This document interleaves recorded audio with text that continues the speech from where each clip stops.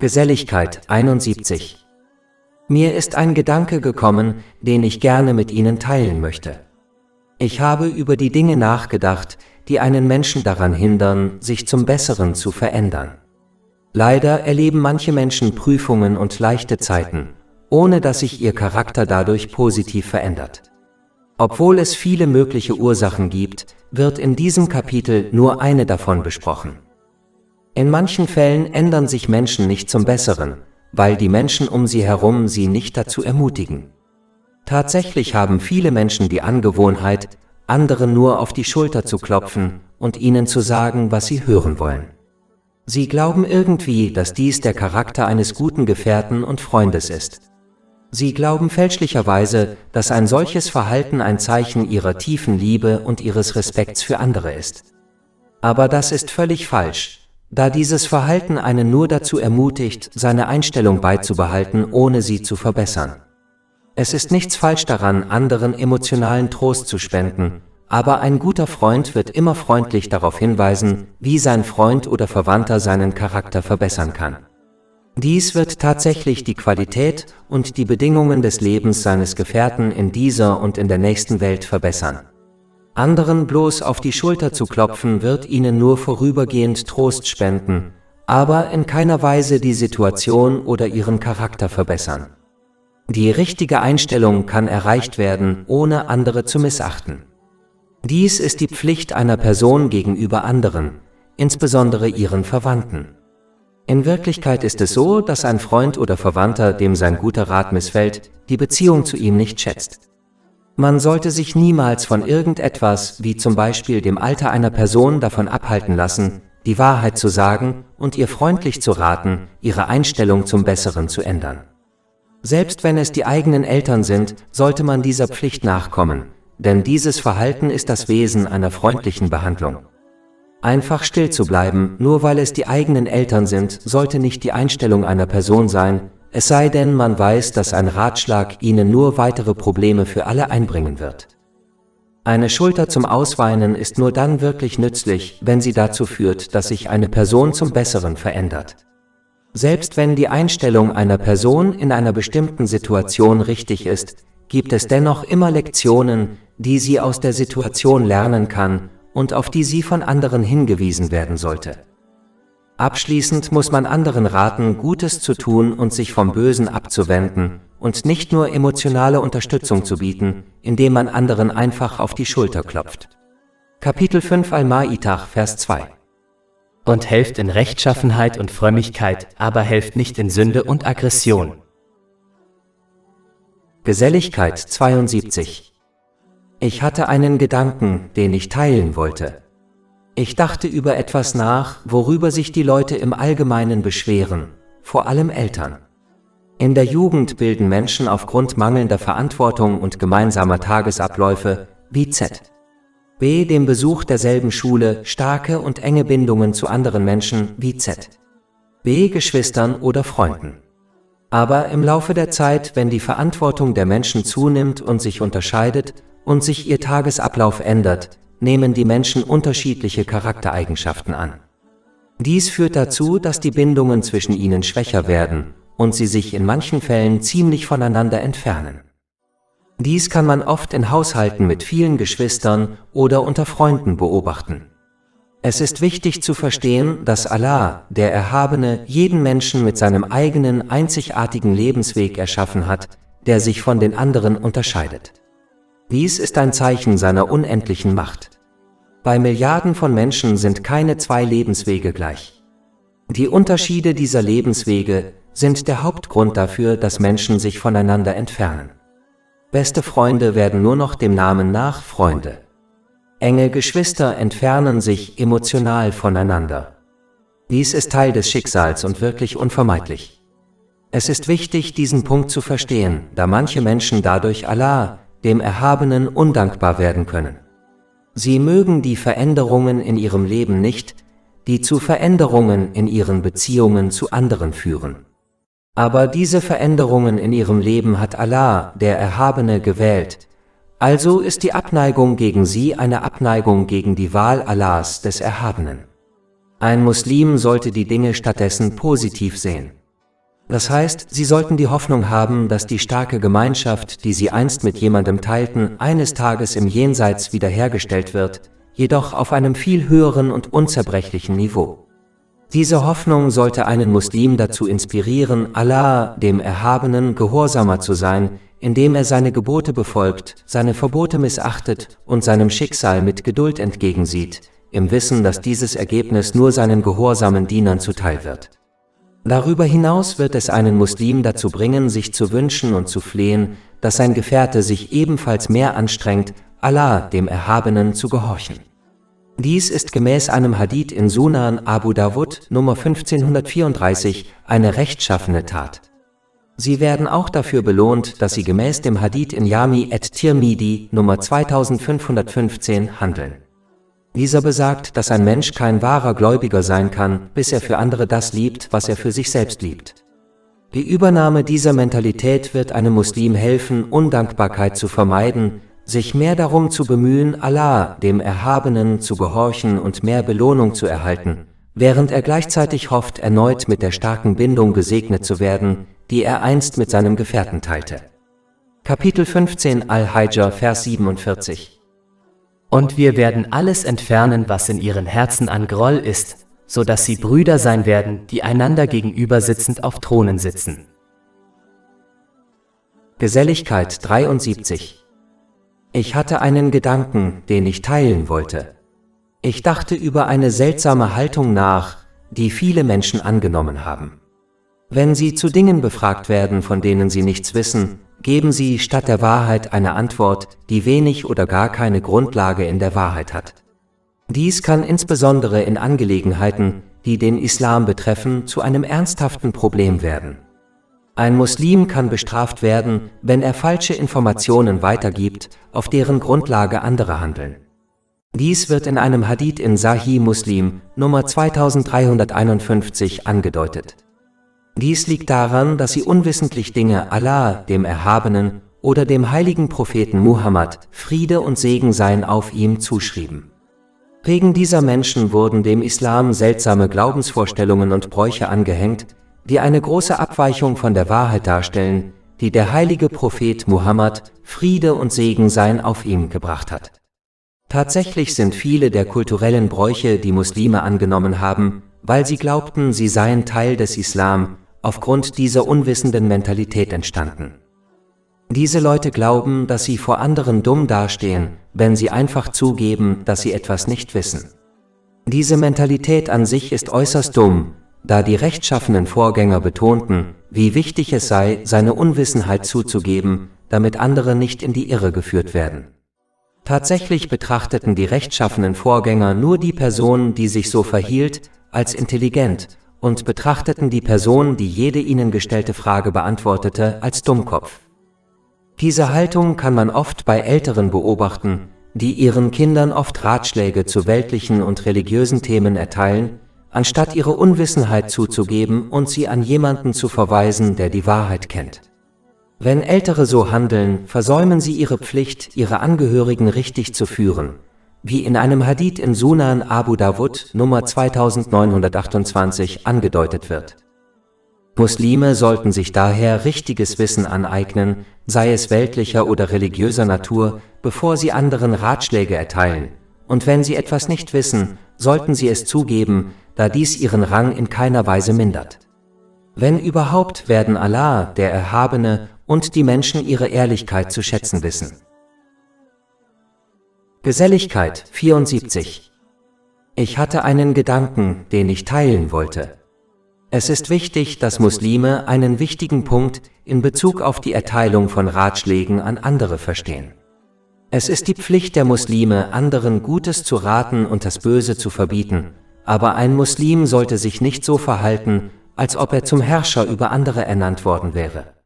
Diese Haltung führt nur zu Wut und Bitterkeit, insbesondere wenn andere ihren Rat nicht befolgen. Es ist am besten für Muslime, ihrer Pflicht nachzukommen, indem sie anderen Ratschläge erteilen, aber sie sollten es vermeiden, sich über das Ergebnis ihres Ratschlags Gedanken zu machen, ob die Person nach ihrem Ratschlag handelt oder nicht.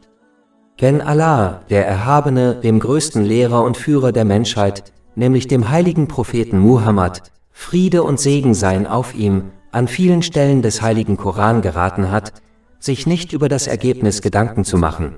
Wie kann ein Muslim dann behaupten oder sich so verhalten, als ob er zum Herrscher über andere ernannt worden wäre? Kapitel 88 Al-Ghashiyah, Verse 21-22. Erinnere dich also, o Muhammad, du bist nur eine Erinnerung. Du bist kein Herrscher über sie. Ein Muslim, der sich wie ein Kontrollfreak verhält, wird nicht nur verbittert, wenn die Leute seinen Rat nicht befolgen, sondern es kann auch dazu führen, dass er es aufgibt, anderen Ratschläge zu erteilen, obwohl dies die Pflicht eines jeden Muslims im Rahmen seiner Möglichkeiten ist. Darüber hinaus führt diese Haltung dazu, dass Muslime sich selbst und ihre eigenen Pflichten vernachlässigen, da sie zu sehr mit den Pflichten anderer beschäftigt sind. Daher sollten Muslime standhaft bleiben, wenn es darum geht, Gutes zu befehlen und Schlechtes zu verbieten, sich aber nicht darum kümmern, was ihre Ratschläge bewirken.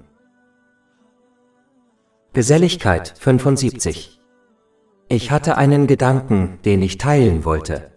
Es ist wichtig, dass Muslime korrekte und aufrichtige Ratschläge erteilen, da dies ein Aspekt des Islam ist, wie aus einem Hadith hervorgeht, der in Sunan an-Nasai Nummer 4204 zu finden ist.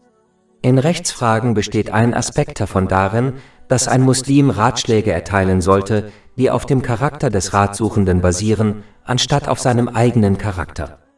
Dies ist in der Tat eine Tradition des heiligen Propheten Muhammad, Friede und Segen seien auf ihm, der verschiedenen Leuten unterschiedliche Ratschläge gab, wenn sie zu derselben Sache befragt wurden. Dies ist wichtig, da Menschen unterschiedlich sind und was eine Person erträglich findet, kann für eine andere Person unerträglich sein. Daher ist es am besten, Ratschläge zu erteilen, die auf dem Charakter des Fragenden basieren. Diese Einstellung verringert die Wahrscheinlichkeit, dass jemand eine voreingenommene Meinung äußert, die auf seinen eigenen Charakter und seine Lebensweise zugeschnitten ist. Darüber hinaus ist es in Rechtsangelegenheiten in den meisten Fällen am besten, den Leuten nicht direkt zu raten, was sie tun sollen. Stattdessen sollte man sie beraten und ihnen dabei helfen, eine Liste mit Vor- und Nachteilen jeder möglichen Wahl zusammenzustellen und dann auf der Grundlage dieser Liste eine fundierte Entscheidung zu treffen. Dies wird höchstwahrscheinlich zu einem besseren und zufriedenstellenden Ergebnis führen und verhindert, dass eine Person in Zukunft ihrem Berater die Schuld gibt, weil dieser sie nicht direkt beraten und ihnen gesagt hat, sie sollten eine bestimmte Option wählen. Abschließend sei gesagt, dass sich niemand schämen sollte, wenn er zugibt, in einer Sache unsicher zu sein und anderen raten sollte, sich bei Bedarf von einer qualifizierteren Person beraten zu lassen. Geselligkeit 76. Mir ist ein Gedanke gekommen, den ich gerne mit Ihnen teilen möchte. Im gesamten heiligen Koran und in den Hadithen des heiligen Propheten Muhammad, Friede und Segen seien auf ihm, wird den Muslimen geraten, barmherzig zu anderen zu sein. Ein Hadith in Jami at-Tirmidhi Nummer 1924 rät beispielsweise, dass Allah, der Erhabene, denen, die der Schöpfung gegenüber barmherzig sind, Barmherzigkeit erweist. Es ist wichtig zu beachten, dass Barmherzigkeit nicht nur durch Taten ausgedrückt wird, wie etwa durch Spenden an die Armen. Sie umfasst tatsächlich jeden Aspekt des Lebens und der Interaktion mit anderen, wie etwa die eigenen Worte. Deshalb warnt Allah, der Erhabene, diejenigen, die anderen gegenüber Barmherzigkeit zeigen, indem sie Almosen spenden, dass sie ihre Belohnung nur zunichte machen, wenn sie keine Barmherzigkeit durch ihre Worte zeigen, wie etwa indem sie die Gefälligkeiten aufzählen, die sie anderen erwiesen haben. Kapitel 2 Al-Baqarah, Vers 264. Ihr Gläubigen, macht eure Almosen nicht durch Mahnungen oder Verletzungen ungültig. Wahre Barmherzigkeit zeigt sich in allem, im Gesichtsausdruck, im Blick und im Tonfall. Dies war die vollkommene Barmherzigkeit, die der heilige Prophet Muhammad, Friede und Segen seien auf ihm, zeigte, und so müssen Muslime handeln. Darüber hinaus ist es so wichtig, Barmherzigkeit zu zeigen, dass Allah, der Erhabene, im heiligen Koran klarstellte, dass der heilige Prophet Muhammad, Friede und Segen seien auf ihm, zwar unzählige schöne und edle Eigenschaften besaß, es aber die Barmherzigkeit war, die die Herzen der Menschen zu ihm und dem Islam hinzog. Kapitel 3 Eli Imran, Vers 159. Und durch Allahs Barmherzigkeit warst du nachsichtig mit ihnen. Und wenn du unhöflich und hartherzig gewesen wärst, hätten sie sich von dir entfernt? Es warnt deutlich davor, dass die Menschen ohne Gnade vor dem heiligen Propheten Muhammad, Friede und Segen seien auf ihm, geflohen wären.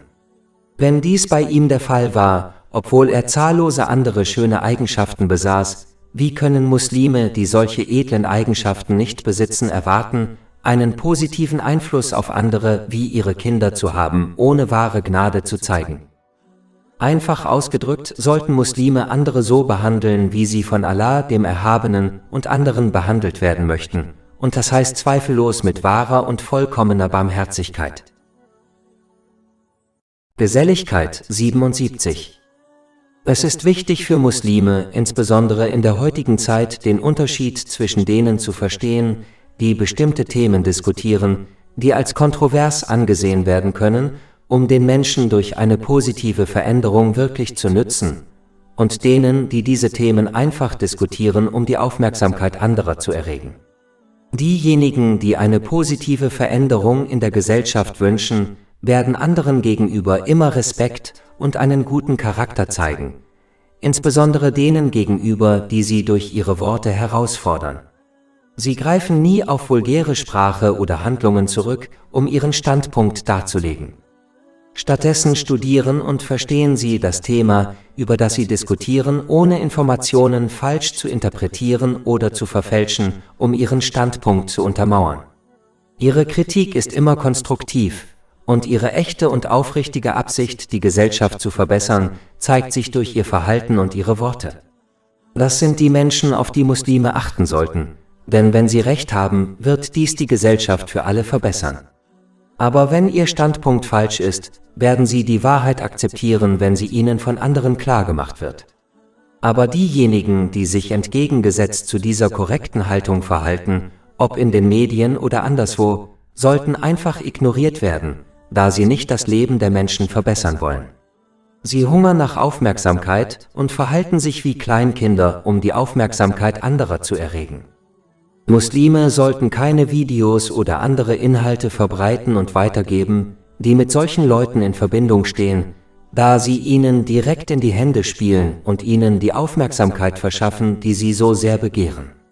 Aufgrund ihrer bösen Absichten und ihres Verhaltens ist es reine Zeitverschwendung, mit diesen Leuten zu diskutieren.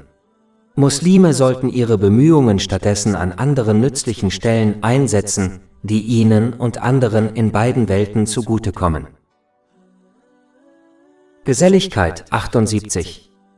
Ich habe vor einiger Zeit einen Nachrichtenartikel gelesen, den ich kurz besprechen wollte. Darin wurde über die Reaktion vieler Länder auf den Ausbruch des Coronavirus und ihre Versuche, seine Verbreitung einzudämmen, berichtet. Für Muslime ist es wichtig, den Befehl Allahs des Erhabenen in Kapitel 4 An-Nisa, Vers 59 zu befolgen. Ihr Gläubigen, gehorcht Allah und gehorcht dem Gesandten und denen, die unter euch Autorität haben. Für Muslime ist es von entscheidender Bedeutung, der Regierung in allen Angelegenheiten zu gehorchen, die nicht den Lehren des heiligen Koran und den Traditionen des heiligen Propheten Muhammad, Friede und Segen seien auf ihm, widersprechen.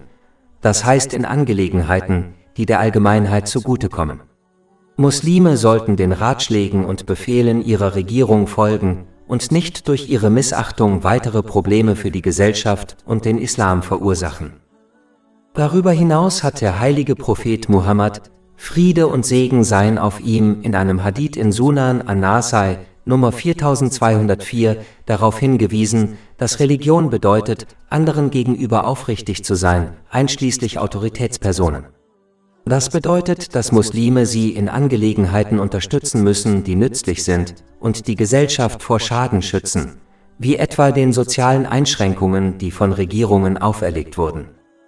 Schließlich erwähnt dieser Hadith auch, dass man der Allgemeinheit gegenüber aufrichtig sein sollte. Dies gilt für alle Mitglieder der Gesellschaft, unabhängig von ihrem Glauben und davon, ob man sie persönlich kennt oder nicht. Auch wenn ein Muslim oder seine Angehörigen durch eine Infektion mit dem Coronavirus möglicherweise nicht ernsthaft gefährdet sind, gibt es in der Gesellschaft Menschen, die ernsthaft gefährdet sind und sterben.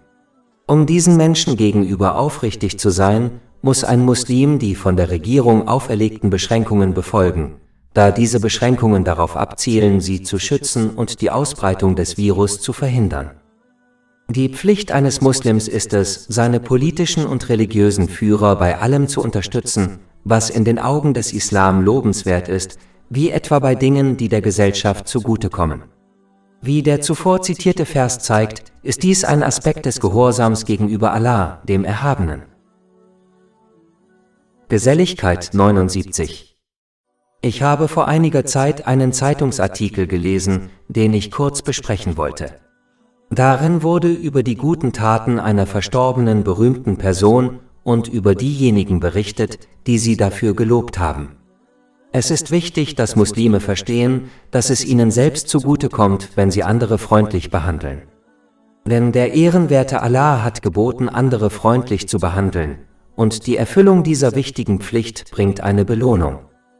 Wenn jemand freundlich zu anderen ist, wird er außerdem zu Lebzeiten für sie beten, was ihm zugutekommt.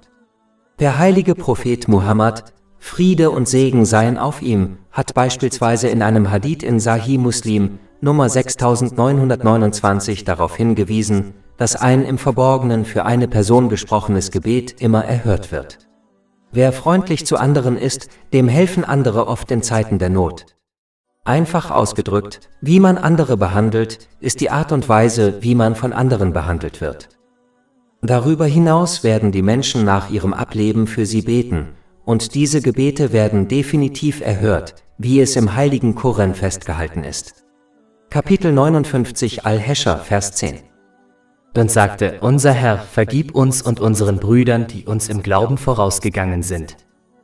Schließlich wird eine Person, die andere freundlich behandelt hat, am Tag des jüngsten Gerichts deren Fürsprache erhalten. Ein Tag, an dem die Menschen verzweifelt nach der Fürsprache anderer suchen. Dies wird in einem Hadith bestätigt, der in Sahih Bukhari Nummer 7439 zu finden ist. Doch wer andere schlecht behandelt, wird die oben genannten Vorteile nicht genießen, selbst wenn er seine Pflichten gegenüber Allah, dem Erhabenen, erfüllt. Und am Tag des jüngsten Gerichts wird er feststellen, dass Allah, der Erhabene, ihm nicht vergibt, bis sein Opfer ihm zuerst vergibt.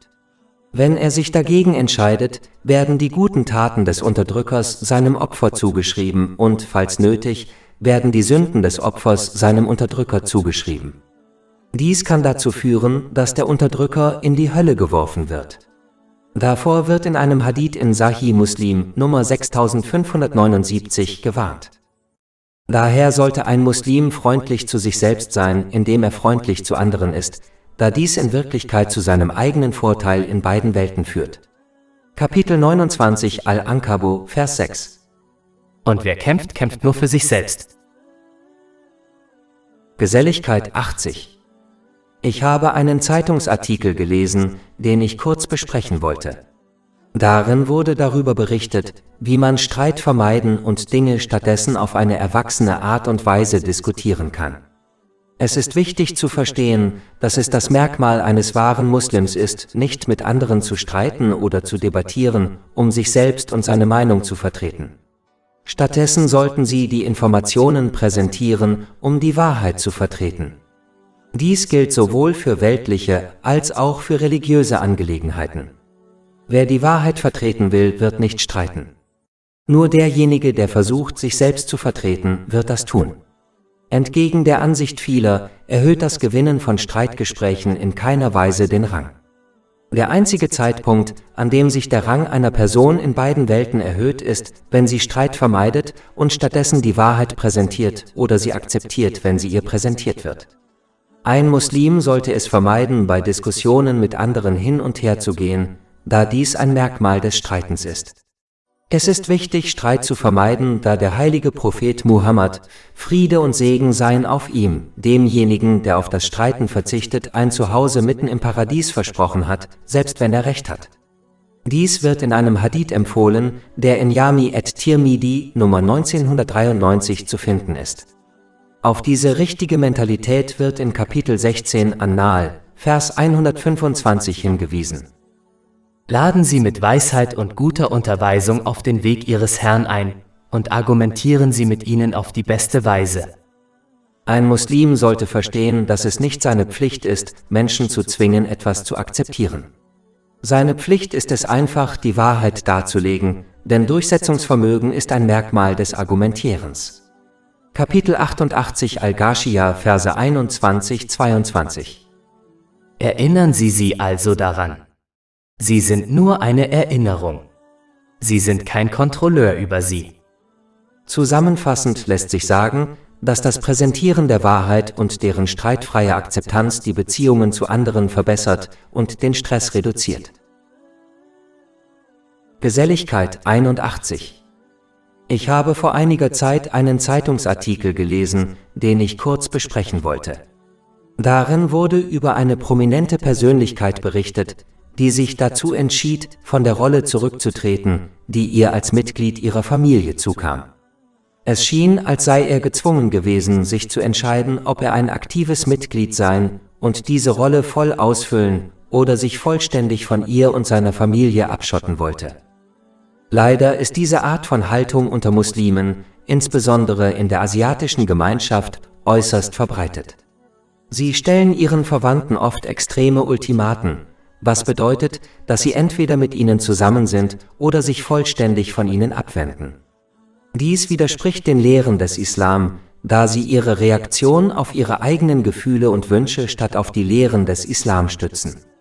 Wenn beispielsweise ein Sohn jemanden heiraten möchte, dessen Heirat ihm im Islam erlaubt ist, die Eltern jedoch mit seiner Wahl nicht einverstanden sind, stellen sie ihm ein Ultimatum. Entweder er entscheidet sich, sie nicht zu heiraten, oder sie werden, wenn er es tut, die Verbindung zu ihm abbrechen. Dieses Verhalten widerspricht völlig den Lehren des Islam. Es ist seltsam, dass diese Menschen nicht verstehen, dass sie diejenigen sind, die über das Ergebnis mehr als alle anderen trauern werden. Und selbst wenn sie behaupten, mit dem Abbruch der Verbindung zu ihrem Verwandten vollkommen zufrieden zu sein, ist dies zweifellos eine schwere Sünde. Tatsächlich handelt es sich um eine so schwere Sünde, dass der heilige Prophet Muhammad, Friede und Segen seien auf ihm, in einem Hadith in Sahih Bukhari Nummer 5984 warnte, dass derjenige, der die Verwandtschaftsbande kappt, nicht ins Paradies kommen wird. Tatsächlich kappt Allah, der Erhabene, die Bande zu demjenigen, der sich so verhält, was ihn daran hindert, mit seiner falschen Entscheidung zufrieden zu sein. Dies wird in einem Hadith in Sahih Bukhari Nummer 5987 angedeutet. Ein Muslim sollte sich daher nur dann von der Entscheidung seiner Verwandten oder Freunde abwenden, wenn diese unrechtmäßig ist. Wenn sie rechtmäßig ist, er aber mit deren Entscheidung nicht einverstanden ist, sollte er seine Meinung freundlich äußern. Aber wenn die Person sich entscheidet, ihre Entscheidung durchzuziehen, sollte er dies akzeptieren und die Verbindung zu ihnen aufrechterhalten und ihre Rechte gemäß den Lehren des Islam wahrnehmen. Er sollte sie weiterhin unterstützen und sie niemals beleidigen, wenn sich ihre Entscheidung als schlecht herausstellt. Es ist wichtig, sich daran zu erinnern, dass Menschen nicht perfekt sind. Dadurch wird sichergestellt, dass die Verwandten oder Freunde weiterhin Kontakte pflegen und einander respektieren. Dies ist eine Pflicht, die alle Muslime erfüllen müssen. Geselligkeit 82. Ich habe vor einiger Zeit einen Zeitungsartikel gelesen, den ich kurz besprechen wollte. Darin wurde erwähnt, dass einige junge Erwachsene aus bestimmten Gemeinden von zu Hause wegliefen, um der vermeintlich wahren Liebe nachzujagen. Muslime sollten beachten, dass ein wichtiges Zeichen wahrer Liebe darin besteht, dass man seinen Geliebten dazu anhält, Allah, dem Erhabenen, zu gehorchen, was bedeutet, seine Gebote zu befolgen, seine Verbote zu missachten und dem Schicksal gemäß den Überlieferungen des heiligen Propheten Muhammad, Friede und Segen seien auf ihm, mit Geduld entgegenzutreten. Dies liegt daran, dass Gehorsam zu Erfolg und Sicherheit sowohl in dieser Welt als auch im Jenseits führt. Eine Person, die sich für eine andere Person keine Sicherheit und keinen Erfolg wünscht, kann sie niemals wirklich lieben, unabhängig davon, was diese Person behauptet oder wie sie die andere Person behandelt. So wie eine Person glücklich ist, wenn ihre Geliebte weltlichen Erfolg hat, beispielsweise einen Job, wird sie auch wünschen, dass ihre Geliebte in beiden Welten Seelenfrieden und Körper findet. Wenn sich eine Person nicht darum kümmert, dass eine andere Person Sicherheit und Erfolg hat, insbesondere im Hinblick auf die nächste Welt, dann liebt sie sie nicht. Ein wahrer Liebhaber könnte es nicht ertragen zu wissen und zu sehen, dass sein Geliebter in dieser oder der nächsten Welt Schwierigkeiten und Bestrafung ausgesetzt ist. Dies kann nur durch den aufrichtigen Gehorsam gegenüber Allah, dem Erhabenen, vermieden werden. Daher würden sie ihren Geliebten immer an den Gehorsam gegenüber Allah, dem Erhabenen, ausrichten. Wenn eine Person eine andere Person an ihren eigenen egoistischen Interessen oder den Interessen anderer ausrichtet, anstatt an den Gehorsam gegenüber Allah, dem Erhabenen, ist dies ein klares Zeichen dafür, dass sie nicht wirklich liebt. Dies gilt für alle Beziehungen wie Freundschaften und Verwandte. Daher sollte ein Muslim beurteilen, ob die Menschen in seinem Leben ihn auf Allah, den Erhabenen, ausrichten oder nicht. Wenn sie das tun, ist das ein klares Zeichen ihrer Liebe zu ihnen. Wenn sie das nicht tun, ist das ein klares Zeichen dafür, dass sie nicht wirklich lieben. Kapitel 43 als Zugruf, Vers 67. An jenem Tag werden enge Freunde einander Feinde sein, mit Ausnahme der Rechtschaffenen. Geselligkeit 83. Ich habe vor einiger Zeit einen Zeitungsartikel gelesen, den ich kurz besprechen wollte. Darin wurde darüber berichtet, wie ein Freund einen Menschen beeinflusst. Es gibt zahllose Beispiele auf der Welt, wie eine Person ihren Freund dazu verleitet hat, den falschen Lebensweg einzuschlagen, was ihm ernsthafte Schwierigkeiten einbrachte, wie zum Beispiel das Gefängnis. Man sollte nicht nur vor Menschen mit schlechten Eigenschaften auf der Hut sein, da diese seine Freunde negativ beeinflussen werden. Davor wird in einem Hadith gewarnt, der in Sunan Abu Dawud Nummer 4833 zu finden ist. Aber ein Muslim sollte auch vor Menschen auf der Hut sein, die ihn scheinbar aufrichtig lieben, insbesondere vor denen, die keine islamischen Kenntnisse besitzen. Denn jemand, der keine islamischen Kenntnisse besitzt, gibt seinen Lieben manchmal falsche Ratschläge und glaubt, dass er seine Liebe zu seinem Gefährten erfüllt und gezeigt hat. Beispielsweise kann eine Frau ihrem müden Ehemann raten, sein Pflichtgebet zu Hause zu verrichten, anstatt in der Moschee mit der Gemeinde. Obwohl es nach Ansicht einiger Gelehrter zulässig ist, das obligatorische Gebet zu Hause zu verrichten, entfernt man sich mit diesem Rat nur von einer der größten Traditionen des heiligen Propheten Muhammad, Friede und Segen seien auf ihm. Dies wiederum entfernt einen nur noch weiter von Allah, dem Erhabenen. Diese Ehefrau glaubt vielleicht, sie habe sich liebevoll verhalten, obwohl dies nicht der Fall ist. Aus diesem Grund ist der Erwerb islamischer Kenntnisse äußerst wichtig und laut einem Hadith in Sunan Ibn Majah Nummer 224 eine Pflicht aller Muslime. Denn manche Dinge mögen äußerlich schwierig erscheinen, doch in ihnen stecken viele Segnungen. Und viele Dinge mögen einfach und sogar erlaubt erscheinen, doch sie entfernen einen nur von Allah, dem Erhabenen. Daher sollte ein Muslim vorsichtig sein und fest an seiner Gehorsamkeit gegenüber Allah, dem Erhabenen, festhalten, indem er seine Gebote befolgt, seine Verbote missachtet und dem Schicksal gemäß den Überlieferungen des heiligen Propheten Muhammad, Friede und Segen seien auf ihm, mit Geduld entgegentritt und sich nicht von den Ratschlägen eines geliebten Menschen täuschen lassen. Er sollte nicht davon ausgehen, dass der Rat ihm nützt, nur weil er von einem geliebten Gefährten kommt. Er sollte diesen Rat stattdessen mit den Lehren des Islam vergleichen und nur dann danach handeln, wenn der Islam ihn gutheißt. Wenn er ihn nicht gutheißt, sollte er es vermeiden, danach zu handeln und seinem Gefährten gemäß den Lehren des Islam freundlich den richtigen Handlungsweg raten. Geselligkeit 84. Ich habe vor einiger Zeit einen Zeitungsartikel gelesen, auf den ich kurz eingehen möchte.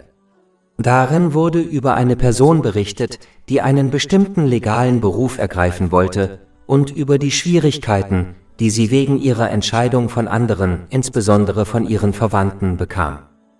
Es ist wichtig zu verstehen, dass man im Allgemeinen Kritik und Widerstand von anderen wie Verwandten und Freunden erfahren wird, wenn man einen Weg wählt, der sich von dem anderer unterscheidet. Tatsächlich kommt die meiste Kritik von den Verwandten. Wenn sich ein Muslim beispielsweise dazu entschließt, sich mehr auf die Lehren des Islam zu konzentrieren, und dies etwas ist, was seine Familie selbst nicht verfolgt hat, wird er von ihnen kritisiert. Er wird von denen er glaubte, dass sie ihn auf seinem Weg unterstützen würden, als dumm und extrem bezeichnet.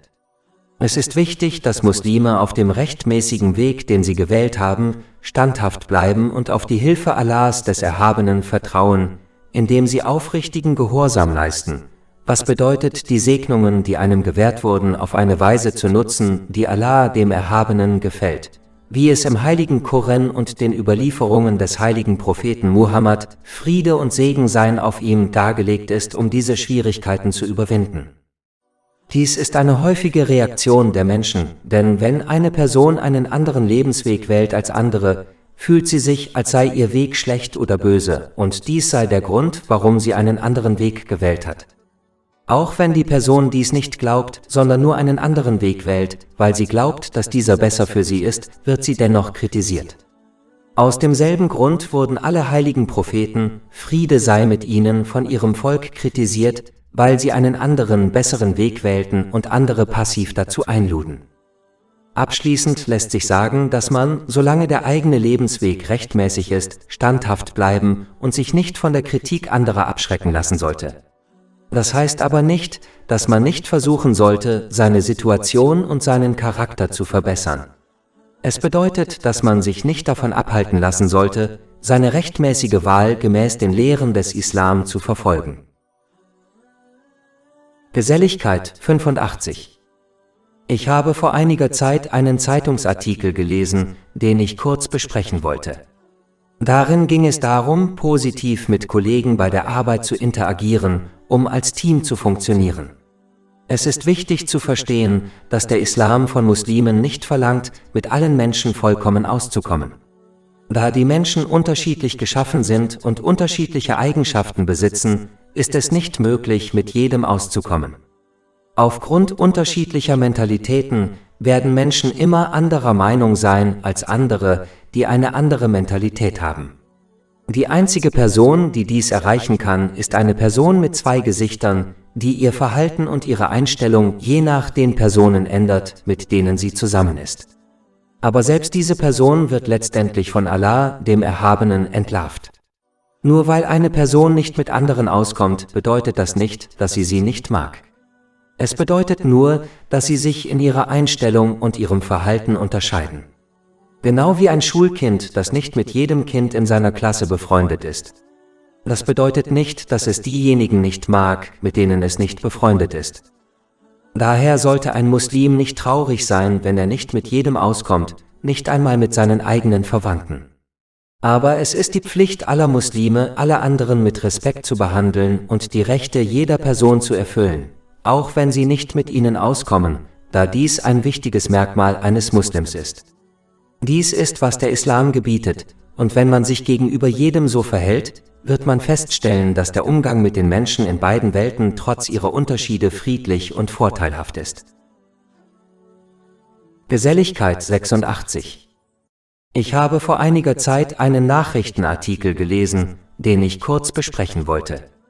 Darin wurde über ein großes Problem berichtet, mit dem die Gesellschaft konfrontiert ist, nämlich die Verbreitung von Falschmeldungen innerhalb der Gesellschaft. Man kann sich vorstellen, wie schwierig es ist, dies zu kontrollieren, insbesondere in Zeiten der sozialen Medien. Daher ist es für Muslime wichtig, nach dem folgenden Vers des heiligen Korans zu handeln und keine Informationen an andere weiterzugeben, selbst wenn sie glauben, dass sie anderen dadurch einen Nutzen bringen, ohne die Informationen vorher zu überprüfen. Das heißt, sie sollten sicherstellen, dass sie aus einer zuverlässigen Quelle stammen und korrekt sind. Kapitel 49 Al-Hujurat, Vers 6. Ihr Gläubigen, wenn ein Ungehorsam mit Informationen zu euch kommt, dann forscht nach, damit ihr nicht aus Unwissenheit einem Volk Schaden zufügt und eure Taten bereut. Obwohl dieser Vers auf eine böse Person hinweist, die Nachrichten verbreitet, kann er dennoch auf alle Menschen zutreffen, die Informationen mit anderen teilen. Wie in diesem Vers erwähnt, kann eine Person glauben, dass sie anderen hilft, aber durch die Verbreitung unbestätigter Informationen könnte sie anderen stattdessen schaden, beispielsweise emotionalen Schaden. Leider achten viele Muslime nicht darauf und haben die Angewohnheit, Informationen einfach per Textnachricht und über Social-Media-Anwendungen weiterzuleiten, ohne sie zu überprüfen. In Fällen, in denen die Informationen mit religiösen Angelegenheiten in Verbindung stehen, ist es sogar noch wichtiger, die Informationen vor der Verbreitung zu überprüfen. Denn man kann für die Handlungen anderer aufgrund der falschen Informationen, die man ihnen gegeben hat, bestraft werden. Dies wird in einem Hadith in Sahih Muslim, Nummer 2351, angedeutet.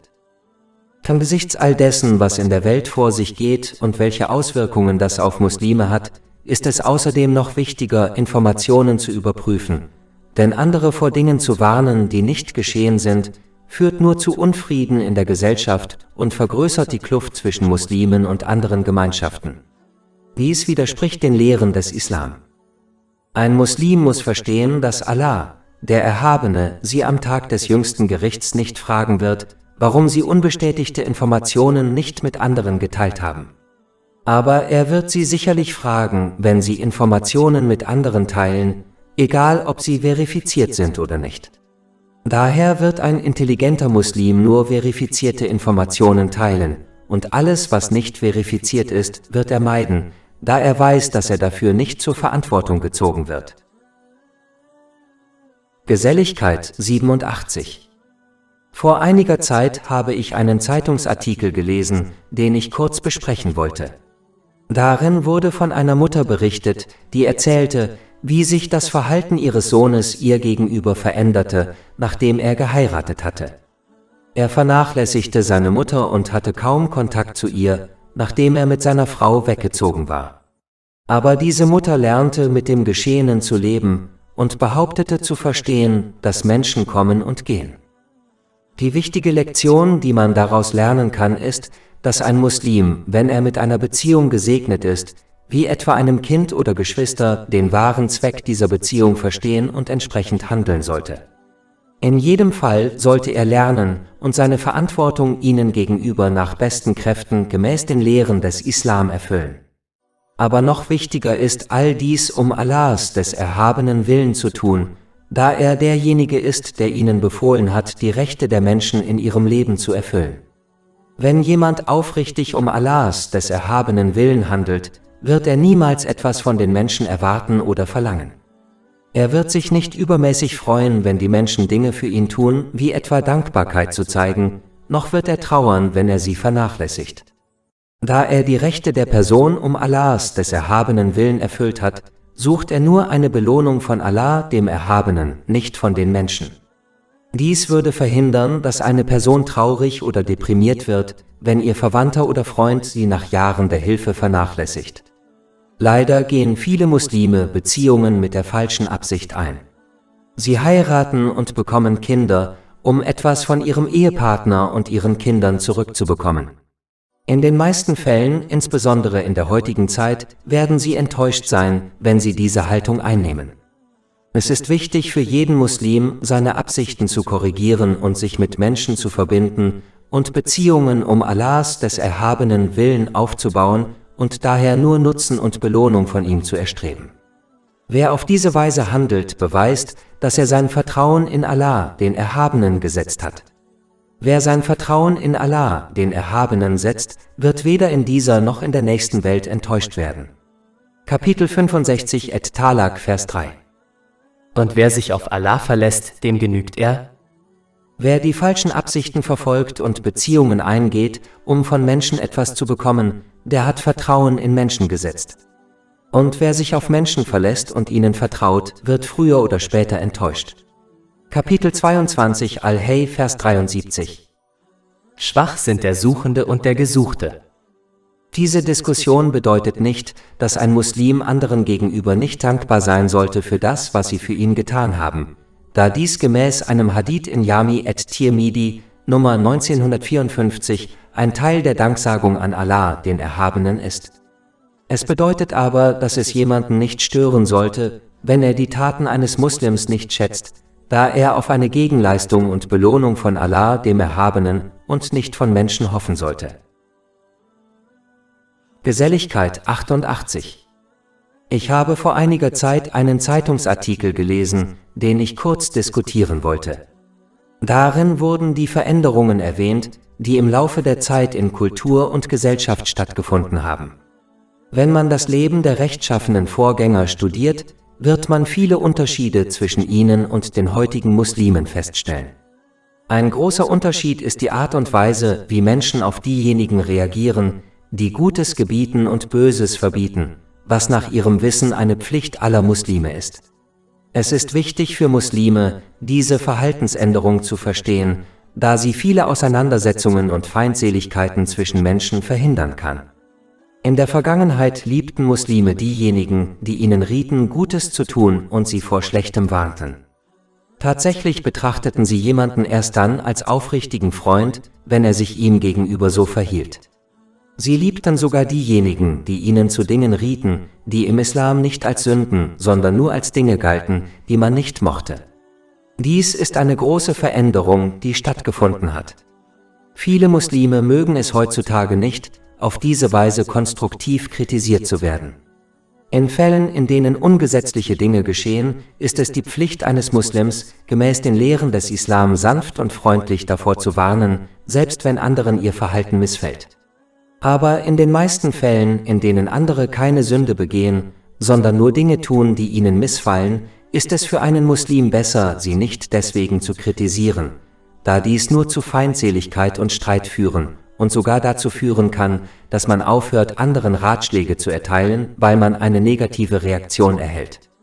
Die Ausnahme ist, wenn derjenige, dem geraten wird, es mag, auf diese Weise beraten zu werden. Daher sollte ein Muslim, der seine Pflicht erfüllen und Streit mit anderen vermeiden möchte, Gutes gebieten und vor dem Gesetzlosen warnen, aber Dinge beiseite lassen, die nicht in diese beiden Kategorien fallen. Geselligkeit 89. Ich habe vor einiger Zeit einen Zeitungsartikel gelesen, den ich kurz besprechen wollte. Darin wurde über das Nachtleben in verschiedenen Gesellschaften berichtet. Ein Hadith in Sunan ibn Majah Nummer 701 weist darauf hin, dass der heilige Prophet Muhammad, Friede und Segen seien auf ihm, es nicht mochte, vor dem Verrichten des obligatorischen Gebets am späten Abend zu schlafen und sich danach nicht gern zu unterhalten. Obwohl es nicht verboten ist, vor dem Pflichtgebet am späten Abend zu schlafen, ist es weitaus besser und sicherer, es zuerst zu verrichten, da das Schlafen davor dazu führen kann, dass einem die Zeit vergeht. Außerdem kann die durch den Schlaf verursachte Trägheit, selbst wenn man es schafft aufzuwachen, einen daran hindern, sich voll darauf zu konzentrieren, was die Belohnung verringert.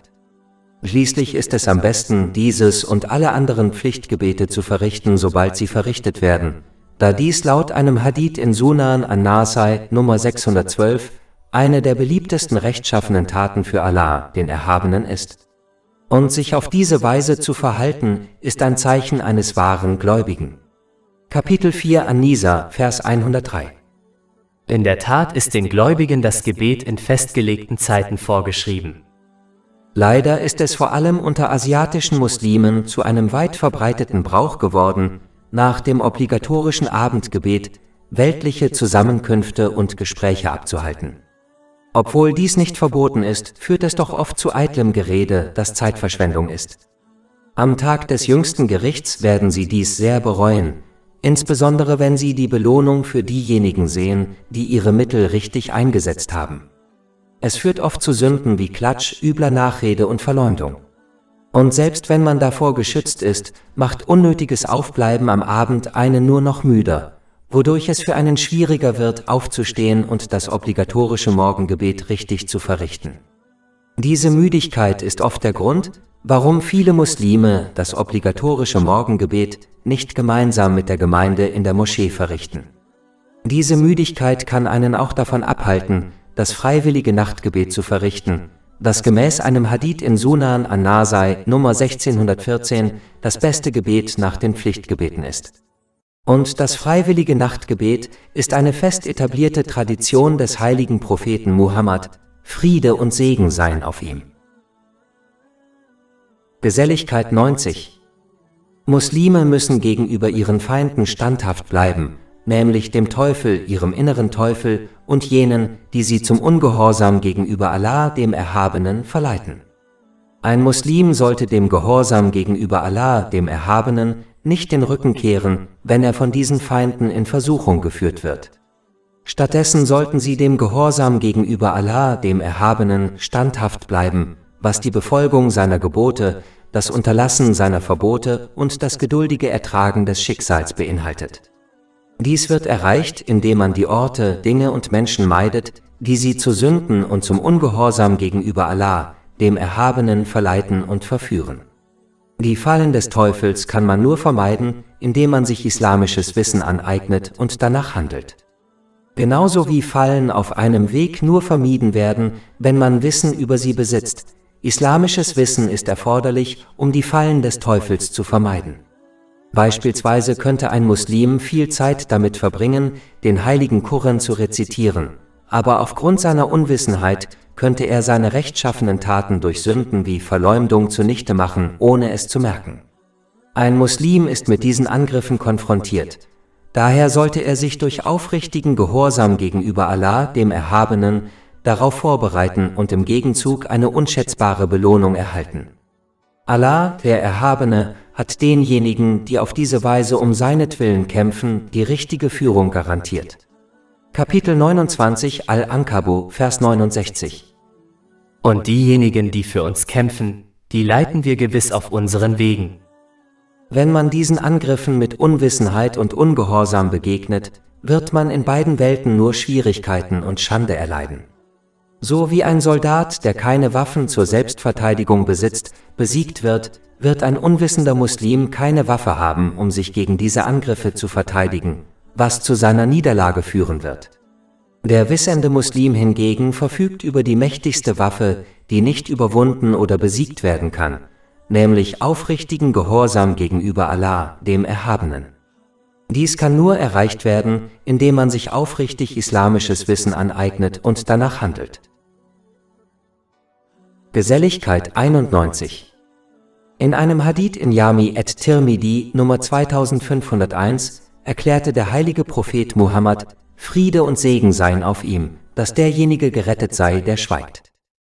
Das bedeutet, dass derjenige, der eitle oder böse Worte vermeidet und nur gute Worte spricht, von Allah, dem Erhabenen, in beiden Welten gerettet wird.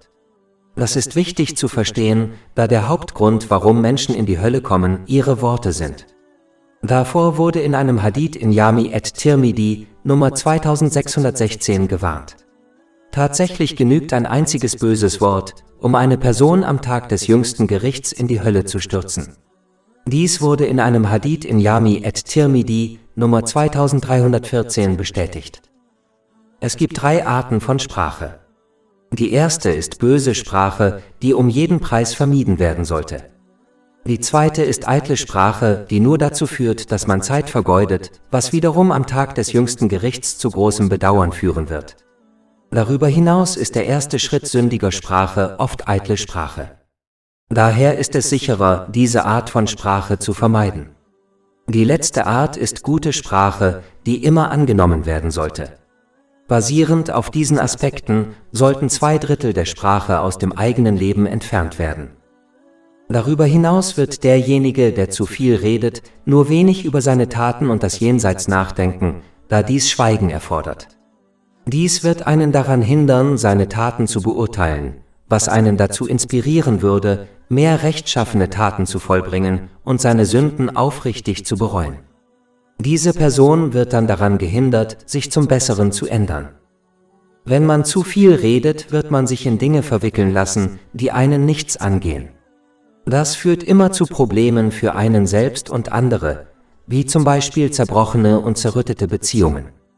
Darüber hinaus wird der Islam eines Menschen, der es nicht schafft, Dinge zu vermeiden, die ihn nichts angehen, nicht perfekt sein. Davor wird in einem Hadith gewarnt, der in Jami at-Tirmidhi Nummer 2317 zu finden ist. Die Erlösung liegt darin, sich darum zu bemühen, seinen Glauben perfekt zu machen. Zu viel Reden führt auch zu regelmäßigen Auseinandersetzungen und Meinungsverschiedenheiten, was für den Sprecher und andere nur Stress bedeutet. Wenn man hingegen eitle und böse Reden vermeidet, wird dies verhindert und die Person findet so Frieden. Und schließlich diskutieren diejenigen, die zu viel reden, oft über Dinge, die unterhaltsam und lustig sind. Dies führt dazu, dass sie eine Mentalität entwickeln, bei der sie ernsthafte Themen wie Tod und Jenseits nicht gerne diskutieren oder ihnen zuhören. Dies wird sie daran hindern, sich angemessen auf das Jenseits vorzubereiten, was zu großem Bedauern und einer möglichen Bestrafung führen wird. All dies kann vermieden werden, wenn man einfach sündige und eitle Worte vermeidet und stattdessen nur gute Worte spricht. Daher wird derjenige, der auf diese Weise schweigt, vor Problemen in dieser Welt und vor Strafen in der nächsten Welt bewahrt. Geselligkeit 92. In einem Hadith in Sahih Bukhari, Nummer 6116, riet der heilige Prophet Muhammad, Friede und Segen seien auf ihm, den Menschen nicht wütend zu werden. In Wirklichkeit bedeutet dieser Hadith nicht, dass eine Person niemals wütend werden sollte, da Wut eine angeborene Eigenschaft ist, die sogar bei den heiligen Propheten, Friede sei mit ihnen, zu finden ist. Tatsächlich kann Wut in einigen seltenen Fällen nützlich sein, beispielsweise zur Selbstverteidigung. Dieser Hadith bedeutet eigentlich, dass eine Person ihre Wut kontrollieren sollte, damit sie nicht zum Ungehorsam gegenüber Allah, dem Erhabenen, führt. Etwas, das die heiligen Propheten, Friede sei mit ihnen, perfekt demonstriert haben. Darüber hinaus zeigt dieser Hadith, dass Wut zu vielen Übeln führen kann, ihre Kontrolle jedoch zu viel Gutem führt. Erstens ist dieser Ratschlag eine Anweisung, sich alle guten Eigenschaften anzueignen, die einem dabei helfen, den eigenen Ärger zu kontrollieren, wie zum Beispiel Geduld. Dieser Hadith weist auch darauf hin, dass eine Person nicht nach ihrem Zorn handeln sollte. Stattdessen sollte sie mit sich selbst kämpfen, um ihn zu kontrollieren, damit er sie nicht zu Sünden führt. Den Zorn um Allahs Willen des Erhabenen zu kontrollieren, ist eine große Tat und führt zu göttlicher Liebe. Kapitel 3 Eli Imran, Vers 134. Punkt, die ihren Zorn unterdrücken und den Menschen vergeben, und Allah liebt, die Gutes tun. Es gibt viele Lehren im Islam, die Muslime dazu ermutigen, ihren Zorn zu kontrollieren. Da Zorn beispielsweise mit dem Teufel verbunden ist und von ihm inspiriert wird, rät ein Hadith in Sahih Bukhari, Nummer 3282, dass ein wütender Mensch Zuflucht vor dem Teufel bei Allah, dem Erhabenen, suchen sollte. Einem wütenden Muslim wird in einem Hadith in Jami at-Tirmidhi, Nummer 2191 geraten, sich am Boden festzuklammern. Das könnte bedeuten, dass man sich auf die Erde werfen sollte, bis man sich beruhigt. Tatsächlich ist die Wahrscheinlichkeit, dass man vor Wut ausrastet, umso geringer, je mehr man eine inaktive Körperhaltung einnimmt. Dies wird in einem Hadith in Sunan Abu Dawud, Nummer 4782 angedeutet. Wenn man diesen Rat befolgt, kann man seinen Ärger in sich einschließen, bis er vorüber ist, sodass er andere nicht negativ beeinflusst. Ein Muslim, der wütend ist, sollte den Rat aus dem Hadith in Sunan Abu Dawud, Nummer 4784 befolgen. Der heilige Prophet Muhammad, Friede und Segen seien auf ihm, riet dem wütenden Muslim, die rituelle Waschung durchzuführen. Dies liegt daran, dass Wasser der angeborenen Eigenschaft des Zorns, nämlich Hitze, entgegenwirkt. Wenn man dann betet, hilft dies dabei, den Zorn besser zu kontrollieren und führt zu einer großen Belohnung. Die bisher besprochenen Ratschläge helfen einem wütenden Muslim, seine körperlichen Handlungen zu kontrollieren. Um seine Sprache zu kontrollieren, ist es am besten, nicht zu sprechen, wenn man wütend ist. Leider können Worte oft eine nachhaltigere Wirkung auf andere haben als körperliche Handlungen. Unzählige Beziehungen wurden durch im Zorn gesprochene Worte zerstört und zerbrochen. Dieses Verhalten führt oft auch zu anderen Sünden und Verbrechen. Für einen Muslim ist es wichtig, den Hadith in Sunan Ibn Majah, Nummer 3970 zu beachten. Der warnt, dass nur ein einziges böses Wort ausreicht, um eine Person am Tag des jüngsten Gerichts in die Hölle zu stürzen. Die Kontrolle des Zorns ist eine große Tugend, und derjenige, der diese beherrscht, wurde vom heiligen Propheten Muhammad, Friede und Segen seien auf ihm, in einem Hadith in Sahih Bukhari, Nummer 6114, als starker Mensch beschrieben. Tatsächlich wird das Herz desjenigen, der seinen Zorn um Allahs, des erhabenen Willen herunterschluckt, der keine Sünde aufgrund seines Zorns begeht, mit Frieden und wahrem Glauben erfüllt sein. Dies wird in einem Hadith in Sunan Abu Dawud, Nummer 4778 empfohlen. Dies ist ein Merkmal des gesunden Herzens, das im heiligen Koran erwähnt wird. Nur diesem Herzen wird am Tag des jüngsten Gerichts Sicherheit gewährt. Kapitel 26 Esch-Schuara, Verse 88-89. Der Tag, an dem weder Reichtum noch Kinder niemandem nützen, sondern nur dem, der mit reinem Herzen zu Allah kommt. Wie bereits erwähnt, kann Wut in Grenzen nützlich sein. Sie sollte dazu verwendet werden, Schaden an sich selbst, dem Glauben und dem Besitz abzuwehren, was, wenn es richtig gemacht wird, gemäß den Lehren des Islam als Wut Allahs, des Erhabenen, gewertet wird. Dies war der Zustand des heiligen Propheten Muhammad, Friede und Segen seien auf ihm, der nie um seine eigenen Wünsche willen wütend wurde. Er wurde nur Allahs, des Erhabenen, wütend, was in einem Hadith in Sahih Muslim Nummer 6050 bestätigt wird. Der Charakter des heiligen Propheten Muhammad, Friede und Segen seien auf ihm, war der heilige Koran, was in einem Hadith in Sahih Muslim Nummer 1739 bezeugt wird. Das bedeutet, dass er mit dem zufrieden war, womit er zufrieden war, und wütend über das, worüber er wütend war. Darüber hinaus ist Hass Allahs, des Erhabenen, ein Aspekt der Vervollkommnung des eigenen Glaubens. Dies wird in einem Hadith empfohlen, der in Sunan Abu Dawud Nummer 4681 zu finden ist. Die Wurzel des Hasses ist Wut. Dies macht deutlich, dass der Islam nicht befiehlt, die Wut abzuschaffen, da dies nicht wirklich möglich ist. Stattdessen lehrt er, sie im Rahmen des Islam zu kontrollieren. Es ist wichtig zu beachten, dass es lobenswert ist, nur Allahs, des Erhabenen Willen wütend zu werden, aber wenn dieser Zorn dazu führt, dass man die Grenzen überschreitet, ist er tadelnswert. Es ist absolut wichtig, dass man seinen Zorn gemäß den Lehren des Islam kontrolliert, selbst wenn man Allahs, des Erhabenen Willen wütend ist. Ein Hadith in Sunan Abu Dawud Nummer 4901 warnt vor einem Gläubigen, der wütend behauptete, Allah, der Erhabene, würde einer bestimmten sündigen Person nicht vergeben. Infolgedessen wird dieser Gläubige in die Hölle geschickt, während dem Sünder am Tag des jüngsten Gerichts vergeben wird. Die Ursprünge des Bösen bestehen aus 4 Dingen: mangelnder Kontrolle der eigenen Wünsche, Angst, bösen Gelüsten und Wut. Wer also den Rat dieses Hadith befolgt, wird ein Viertel des Bösen aus seinem Charakter und Leben entfernen. Zusammenfassend lässt sich sagen, dass es für Muslime von entscheidender Bedeutung ist, ihren Ärger zu kontrollieren, sodass er sie nicht dazu veranlasst, auf eine Weise zu handeln oder zu sprechen, die ihnen sowohl in dieser als auch in der nächsten Welt großes Bedauern einbringt. Geselligkeit 93. Ich hatte einen Gedanken, den ich teilen wollte. Es ist allgemein bekannt, dass, wenn man sich entscheidet, eine gute Tat zu vollbringen, die Zeit, Energie und sogar Reichtum erfordert, man oft von anderen davon abgehalten wird. Der erste Hinderer ist der Teufel, der sich nach Kräften bemüht, einen davon abzuhalten, gute Taten zu vollbringen.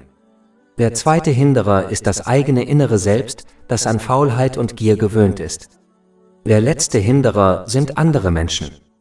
Leider sind viele dieser Hinderer oft Muslime, die einen schwachen Glauben haben.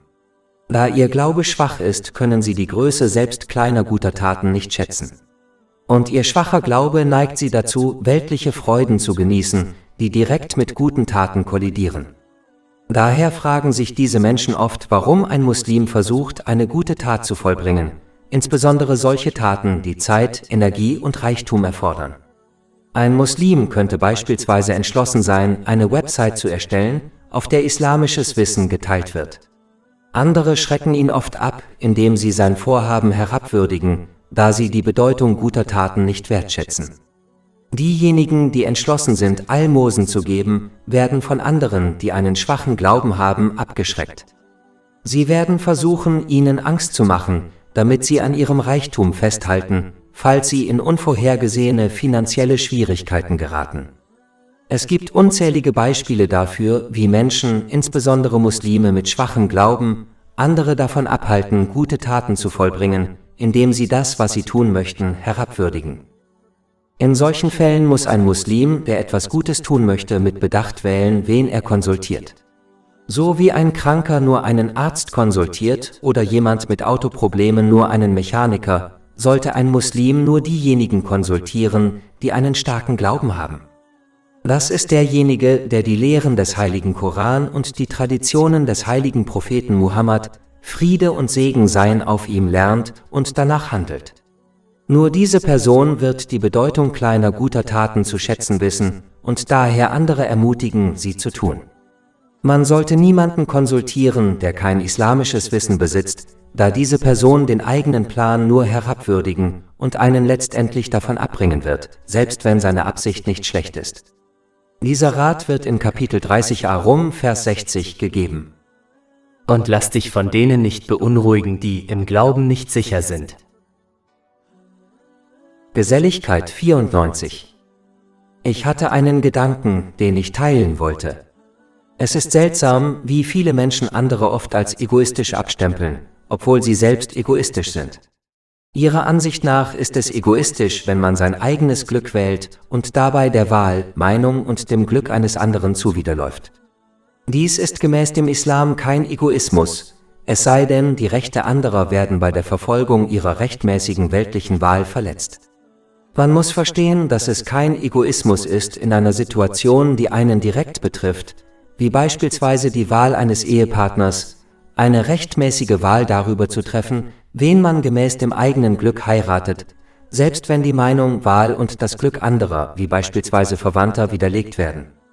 In Wirklichkeit ist derjenige ein Egoist, der von anderen verlangt, seiner Meinung und seinem Glück zu folgen, auch wenn die Situation ihn nicht direkt betrifft, wie beispielsweise die Wahl eines Ehepartners durch einen Verwandten.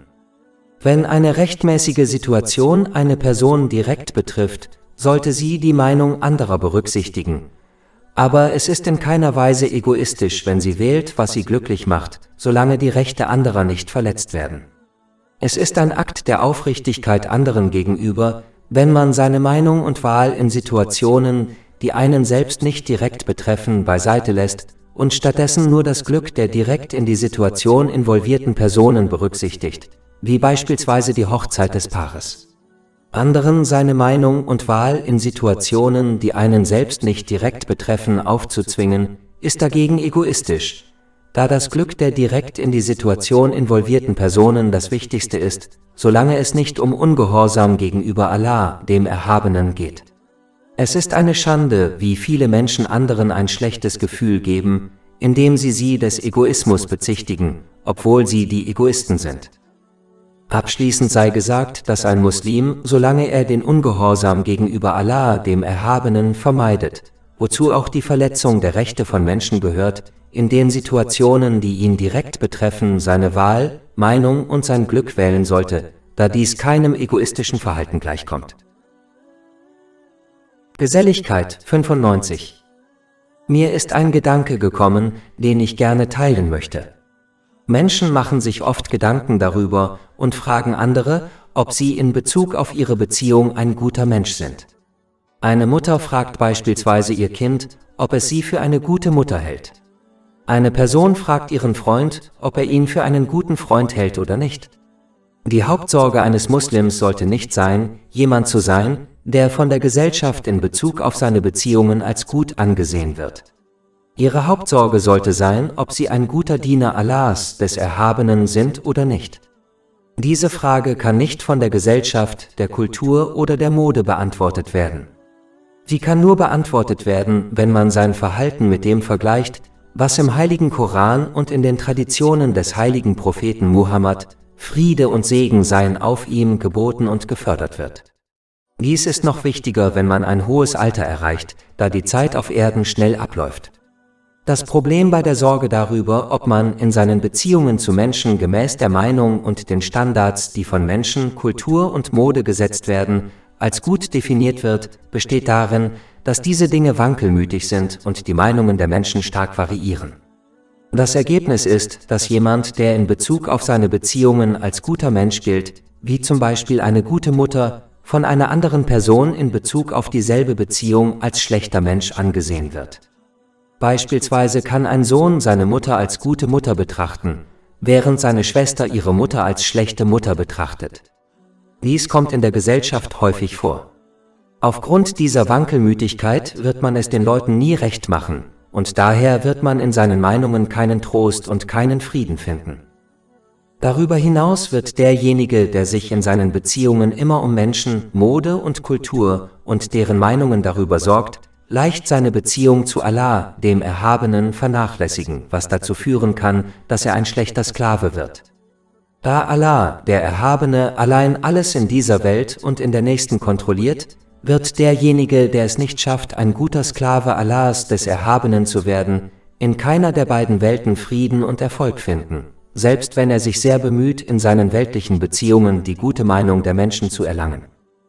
Und selbst wenn man in Bezug auf seine Beziehungen die gute Meinung von Menschen, Mode und Kultur erlangt, wird einen das am Tag des jüngsten Gerichts nicht vor den Konsequenzen bewahren, die es mit sich bringt, ein schlechter Diener Allahs, des Erhabenen zu sein. Wer sich dagegen darauf konzentriert, ein guter Diener Allahs, des Erhabenen zu sein, wird inneren Frieden erlangen, da er sich nur um ihn und seine Meinung über ihn kümmert, anstatt um die unterschiedlichen Meinungen unzähliger Menschen. Einem zu gefallen ist einfacher und befriedigender, als vielen zu gefallen. Darüber hinaus wird derjenige, der versucht, ein guter Diener Allahs, des Erhabenen zu sein, unweigerlich ein guter Mensch in Bezug auf seine Beziehungen zu Menschen, b. eine gute Mutter, Freundin, Nachbarin und so weiter, da die Erfüllung der Rechte der Menschen ein wichtiger Teil davon ist, ein guter Diener Allahs, des Erhabenen zu sein. Aber der Unterschied zwischen dieser Einstellung und der negativen Einstellung, die Meinungen der Menschen zu priorisieren, besteht darin, dass dieser gute Diener Allahs, des Erhabenen, zwar die Rechte der Menschen erfüllen wird, sich aber nicht um die Meinungen der Menschen in Bezug auf ihn und seine Beziehungen schert. Es wird ihnen egal sein, ob die Leute sie in Bezug auf ihre Beziehungen als schlecht betrachten, da die Meinungen der meisten Leute auf weltlichen Maßstäben basieren. Sie werden nur auf die Maßstäbe achten und nach ihnen leben, die Allah, der Erhabene, gesetzt hat. Wer so lebt, wird weder in dieser Welt noch am Tag des jüngsten Gerichts negativ von den schlechten Meinungen der Leute, der Mode und der Kultur beeinflusst. Eine Mutter könnte zum Beispiel glauben, dass ihr Sohn ein schrecklicher Sohn ist, da sie ihn nach weltlichen Maßstäben beurteilt. Aber da er ein guter Diener Allahs, des Erhabenen ist, erfüllt er die Rechte seiner Mutter in dieser Welt, und ihre negative Meinung über ihn wird ihn weder in dieser Welt noch am Tag des jüngsten Gerichts beeinflussen. Das heißt, er wird von Allah, dem Erhabenen, als guter Sohn beurteilt. Zusammenfassend lässt sich sagen, dass Seelenfrieden und Erfolg darin liegen, ein guter Diener Allahs, des Erhabenen zu sein und sich nur um seine Meinung über sie zu kümmern. Angst, Stress und Schwierigkeiten in beiden Welten liegen dagegen darin, die Meinung anderer Menschen in Bezug auf ihre Beziehungen zu priorisieren. Geselligkeit 96. Mir ist ein Gedanke gekommen, den ich gerne mit Ihnen teilen möchte. Es gibt ein weit verbreitetes Missverständnis, das einen Menschen davon abhält, seinen Charakter gegenüber Allah, dem Erhabenen und der Schöpfung zu verbessern. Die Leute sagen oft, man solle andere nicht verurteilen. Obwohl das bis zu einem gewissen Grad stimmt, haben leider viele Menschen die Bedeutung aus dem Kontext gerissen und als Ausrede benutzt, um ihr Verhalten nicht verbessern zu müssen. In Wirklichkeit ist das Verurteilen anderer ein wesentlicher Bestandteil jedes Aspekts des Lebens. Beispielsweise beurteilt eine Person andere, um zu entscheiden, ob sie sich mit ihnen anfreunden soll oder nicht. Man beurteilt andere, um zu entscheiden, ob sie ein guter Ehepartner für einen wären oder nicht. Eine Person beurteilt ein Unternehmen, bevor sie sich dort um eine Stelle bewirbt. Ein Arbeitgeber beurteilt Kandidaten, um den Besten für sein Team zu finden. Ein Elternteil beurteilt eine Reihe von Nachhilfelehrern, bevor er einen für sein Kind einstellt. Ein Geschäftsinhaber beurteilt andere Geschäftsinhaber, um zu entscheiden, ob er mit ihnen Geschäfte machen soll oder nicht. Die Beispiele für das Beurteilen anderer hinsichtlich ihres Verhaltens, Charakters und ihrer Handlungen sind praktisch grenzenlos. Daher ist die Behauptung, man dürfe andere überhaupt nicht verurteilen, schlichtweg dumm. Denn ohne das Verurteilen anderer kann man in dieser Welt nicht leben. In Bezug auf den Islam muss ein Muslim die Handlungen anderer beurteilen, sonst kann er seiner Pflicht, Gutes zu raten und Schlechtes in der Gesellschaft zu verbieten, nicht nachkommen. Kapitel 3 Eli Imran, Vers 110. Ihr seid die beste Nation, die als Vorbild für die Menschheit geschaffen wurde. Ihr gebietet das Rechte und verbietet das Unrechte und glaubt an Allah. Gemäß dem Hadith in Sunan Abu Dawud Nummer 4681 kann ein Muslim seinen Glauben nicht vervollkommnen, ohne für Allah, den Erhabenen, zu lieben, zu hassen, zu geben und zurückzuhalten. Wie ist das möglich, ohne andere zu verurteilen? Die wichtige Pflicht, anderen bei guten Taten zu helfen und zu vermeiden, anderen bei schlechten Taten zu helfen, kann nicht erfüllt werden, ohne andere und ihre Taten zu beurteilen. Kapitel 5 Al-Ma'idah, Vers 2. Und helft in Rechtschaffenheit und Frömmigkeit, aber helft nicht in Sünde und Aggression. Viele der oben aufgeführten Beispiele werden vom Islam gefördert, wie etwa die Suche nach einem geeigneten Ehepartner und die Wahl geeigneter Freunde. Keines dieser Dinge kann erfüllt werden, ohne andere zu verurteilen. Ein wesentlicher Aspekt des Islam besteht darin, die Taten anderer nach den Lehren des Islam zu beurteilen, um Allah, dem Erhabenen, aufrichtig zu gehorchen und andere zu ermutigen, dasselbe zu tun. In dieser Hinsicht mag das Urteil über Menschen so aussehen, als käme es von einer Person, aber in Wirklichkeit ist es das Urteil Allahs, des Erhabenen. Kein Muslim darf dies verachten oder kritisieren. Das endgültige Schicksal einer Person zu beurteilen, also ob Allah, der Erhabene, ihr vergibt oder nicht, ob sie ins Paradies kommt oder nicht, oder ihre Absichten zu beurteilen, ist einem Muslim nicht gestattet, da diese Dinge außerhalb der Kenntnis eines Muslims liegen und er daher kein Recht hat, sie zu diskutieren oder zu kommentieren. Zusammenfassend lässt sich sagen, dass Muslime das richtige Konzept der Beurteilung anderer verstehen, sodass sie konstruktive Kritik, die auf den Lehren des Islam beruht, leichter akzeptieren und ihren Charakter gegenüber Allah, dem Erhabenen und der Schöpfung verbessern können. Sich auf diese Weise zu verhalten, ist ein wesentlicher Teil der richtigen Führung und des Erfolgs in beiden Welten.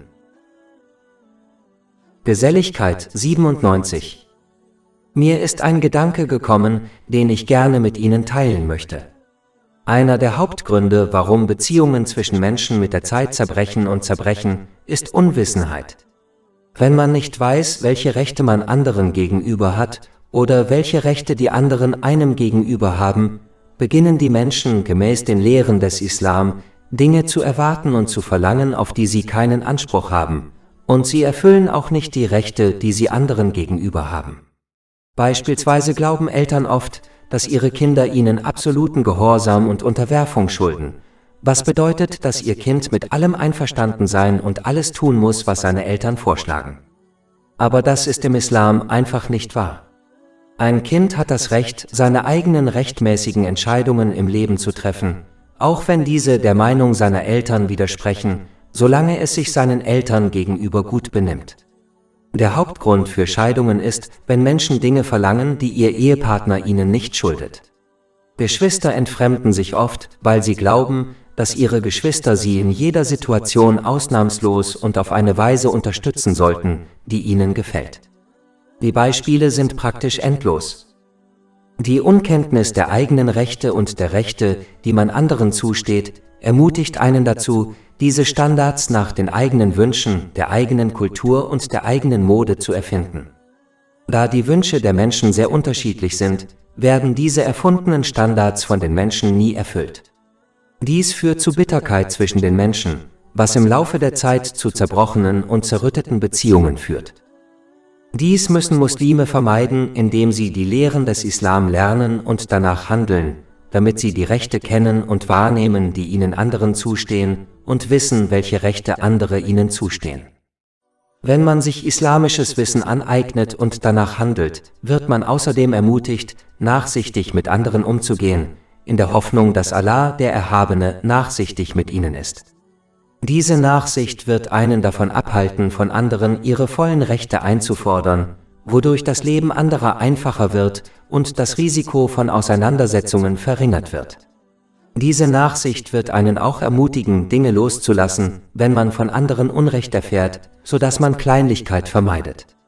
Dies führt zu Positivität und innerem Frieden und verhindert zerbrochene und zerrüttete Beziehungen.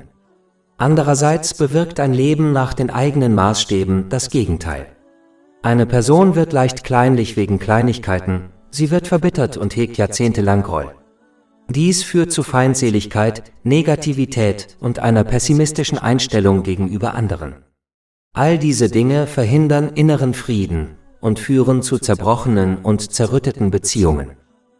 Deshalb müssen Muslime für gesunde Beziehungen zu anderen sorgen, indem sie sich islamisches Wissen aneignen und danach handeln, damit sie die Rechte der Menschen kennen und wahren und wissen, welche Rechte die Menschen ihnen zustehen. Geselligkeit 98. Ich hatte einen Gedanken, den ich teilen wollte. Es ist wichtig, dass Menschen eine Hauptursache für zerbrochene und zerrüttete Beziehungen vermeiden.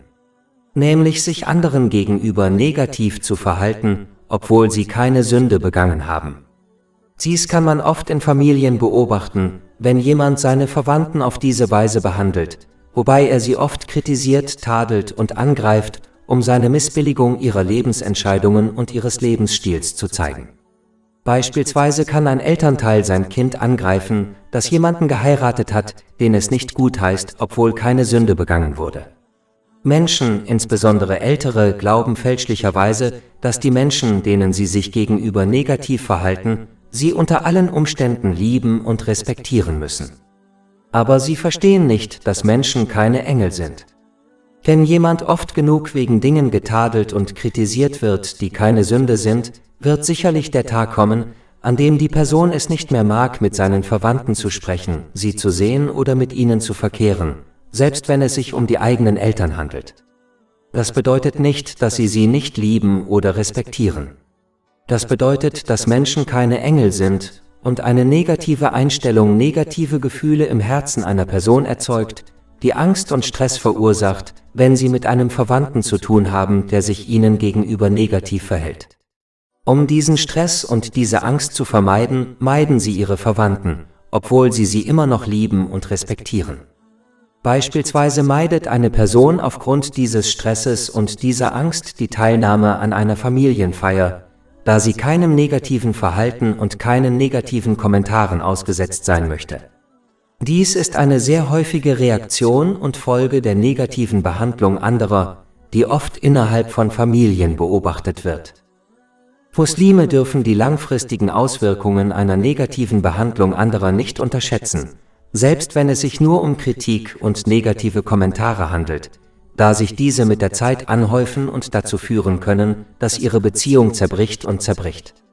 Wenn andere keine Sünden begangen haben, sollte man sich ihnen gegenüber nicht negativ verhalten und stattdessen ihre Lebensentscheidungen akzeptieren. Sie sollten sich darauf konzentrieren, die Rechte anderer zu erfüllen, indem sie so behandeln, wie sie selbst von anderen behandelt werden möchten. Dazu gehört, sie durch Worte und Taten positiv zu behandeln, wie es im heiligen Koran und den Überlieferungen des heiligen Propheten Muhammad, Friede und Segen seien auf ihm, dargelegt ist. Geselligkeit 99. Ich hatte einen Gedanken, den ich teilen wollte. In der modernen Welt ist Geselligkeit eines der Dinge, die im Leben aller Menschen stark betont und denen viel Aufmerksamkeit geschenkt wird. Der Islam verbietet Geselligkeit nicht und gebietet den Muslimen sogar, die Rechte der Menschen gemäß den Lehren des Islam zu erfüllen. Dennoch ermutigt der Islam die Menschen immer, den Zweck der Geselligkeit zu verstehen. Der Hauptzweck besteht darin, einander bei der praktischen Vorbereitung auf das Jenseits zu helfen. Dies beinhaltet, einander zu helfen und zu ermutigen, die Segnungen, die ihnen gewährt wurden, auf eine Weise zu nutzen, die Allah, dem Erhabenen, gefällt. Diese Einstellung führt zu Seelenfrieden in beiden Welten. Kapitel 16 An-Nahl, Vers 97.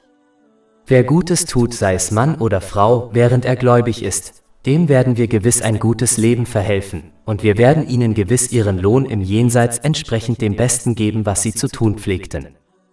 Auf der anderen Seite drängen Gesellschaft, soziale Medien, Kultur und Mode die Menschen dazu, sich zu vernetzen und soziale Kontakte zu knüpfen, um weltlichen Gewinn und Vergnügen zu erlangen.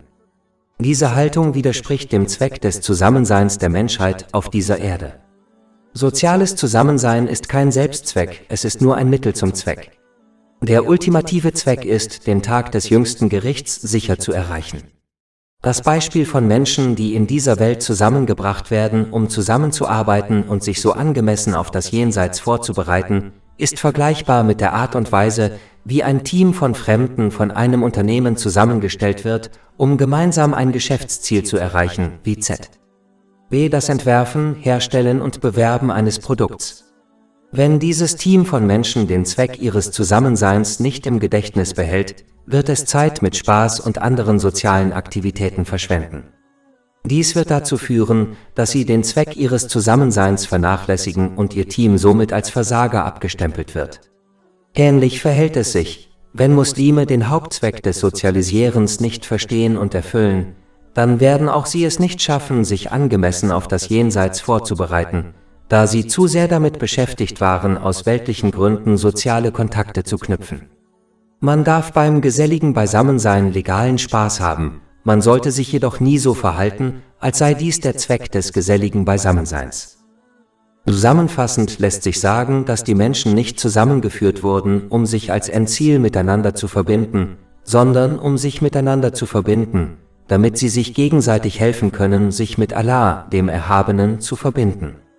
Man darf nie versäumen, zwischen den beiden zu unterscheiden, sonst verfehlt man völlig den Zweck, zusammen in dieser Welt zu leben. Die Gefährten, möge Allah mit ihnen zufrieden sein, verstanden diese Realität und verbanden sich daher immer und arbeiteten zusammen, um Allah, dem Erhabenen, zu gehorchen, und als Ergebnis verbreiteten sie Gerechtigkeit und Frieden in der Gesellschaft, wie es keine andere Gruppe je geschafft hat. Kapitel 5 Al-Ma'idah, Vers 2.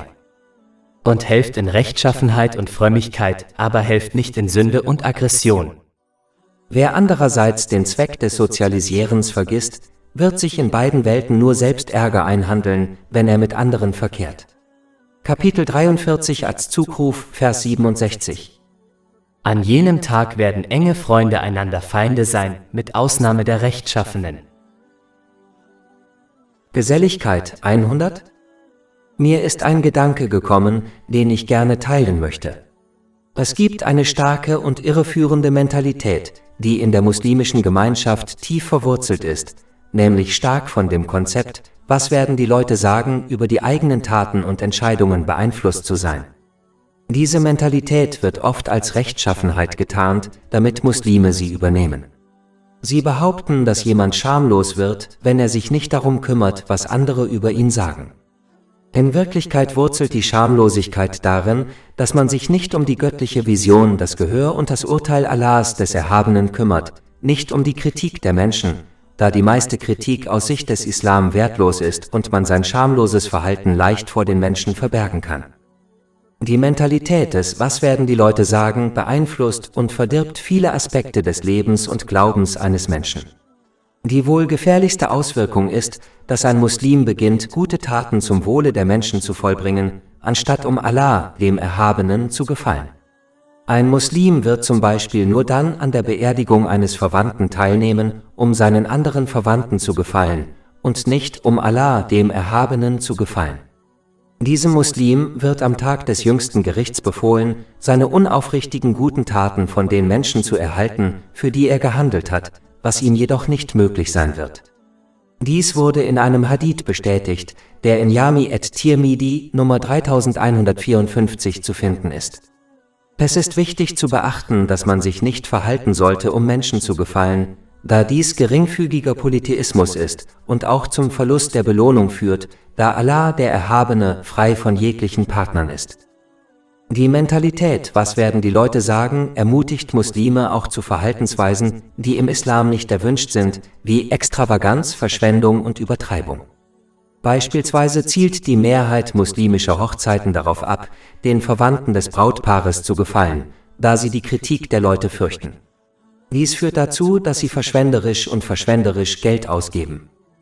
Diese Mentalität kann einen auch dazu verleiten, Sünden zu begehen, um sich vor der Kritik der Menschen zu schützen. Die Mentalität „Was werden die Leute sagen“ hält Muslime auch davon ab, nach den Lehren des heiligen Koran und den Traditionen des heiligen Propheten Muhammad, Friede und Segen seien auf ihm, zu handeln, da ihre Lehren oft den albernen kulturellen Überzeugungen und Praktiken widersprechen, die Muslime übernommen haben. Die Angst, von den Menschen kritisiert zu werden, hält einen davon ab, seine kulturellen Praktiken zugunsten dieser beiden Quellen der Führung aufzugeben. Die Mentalität „Was werden die Leute sagen“ hält Muslime auch davon ab, die richtigen Entscheidungen zu treffen, die zu ihrem Glück und Wohlbefinden führen. Viele Muslime bleiben beispielsweise in missbräuchlichen Ehen, einfach aus Angst vor der Kritik anderer, insbesondere ihrer Verwandten, wenn sie sich scheiden lassen. Schließlich hindert einen die Mentalität, was werden die Leute sagen, daran, gute und rechtmäßige Entscheidungen zu treffen, da man die Kritik der Leute fürchtet. Beispielsweise lassen Muslime aus bestimmten Ländern ihre Kinder Nicht-Muslime aus anderen Ländern heiraten, da sie die Kritik ihrer Verwandten fürchten, selbst wenn die Heiratsanträge rechtmäßig und gut sind. Es ist die Pflicht eines Muslims, so zu handeln, dass er Allah, dem Erhabenen, gefällt. Er muss die Rechte der Menschen gemäß den Lehren des Islam erfüllen, aber das bedeutet nicht, dass er handeln sollte, um ihnen zu gefallen. Es bedeutet, dass er seine Rechte gemäß den Lehren des Islam erfüllen muss, ob die Menschen mit ihm zufrieden sind oder nicht. Ob er zufrieden ist oder nicht, ist irrelevant. Wer nach dem Wohlwollen der Menschen handelt, wird in dieser Welt niemals Frieden und Glück finden und auch niemals das Lob der Menschen erhalten. Wenn man dagegen handelt, um Allah, dem Erhabenen, zu gefallen, führt das zu Frieden und Glück in beiden Welten. Kapitel 13 Arad, Vers 28. Zweifellos finden die Herzen Frieden durch die Erinnerung an Allah. Geselligkeit 101. Mir ist ein Gedanke gekommen, den ich mitteilen möchte. Im 9. Jahr nach der Auswanderung des heiligen Propheten Muhammad, Friede und Segen seien auf ihm, nach Medina, besuchte eine Delegation des nicht-muslimischen Stammes der Thaqif den heiligen Propheten Muhammad, Friede und Segen seien auf ihm, um den Islam anzunehmen. Washi, der Mann, der Hamza bin Abdul Muttalib, Allahs Wohlgefallen auf ihm, in der Schlacht von Uhud getötet hatte, schloss sich dieser Delegation an, um seine Sicherheit zu gewährleisten und durch den heiligen Propheten Muhammad, Friede und Segen seien auf ihm, den Islam anzunehmen. Als er Medina erreichte, fragte der heilige Prophet Muhammad, Friede und Segen seien auf ihm, was er Hamza, Allahs Wohlgefallen auf ihm, angetan habe, und nahm sein Glaubensbekenntnis an, fragte ihn jedoch, ob er unnötige Begegnungen mit ihm in Zukunft vermeiden könne, da der heilige Prophet Muhammad, Friede und Segen seien auf ihm, bei diesem Anblick an die Tötung und Verstümmelung seines Onkels Hamza, Allahs Wohlgefallen auf ihm, erinnerte. Dies wurde in einem Hadith in Sahih Bukhari Nummer 4072 erörtert. Obwohl Washi seine Sünden vergeben wurden, da er den Islam angenommen hatte, bat ihn der heilige Prophet Muhammad, Friede und Segen seien auf ihm, unnötige Treffen mit ihm zu vermeiden. Dies zeigt zunächst einmal die menschliche Natur des heiligen Propheten Muhammad, Friede und Segen seien auf ihm. Er empfand dieselben Gefühle wie jeder andere Mensch, wie Wut und Trauer. Darüber hinaus war diese Bitte eine große Erleichterung für die muslimische Gemeinschaft, da sie den Muslimen die Dinge erleichterte. Wenn der heilige Prophet Muhammad, Friede und Segen seien auf ihm, sich so verhalten hätte, als hätte Washi nichts getan, dann hätte dies alle Muslime gezwungen, sich so zu verhalten, da es Pflicht ist, den Weg des heiligen Propheten Muhammad, Friede und Segen seien auf ihm, zu übernehmen. Kapitel 3 Ali Imran, Vers 31. Sprich, wenn ihr Allah liebt, dann folgt mir, dann wird Allah euch lieben und euch eure Sünden vergeben. Die überwiegende Mehrheit der Muslime wäre nicht in der Lage, auf diese Weise mit anderen umzugehen.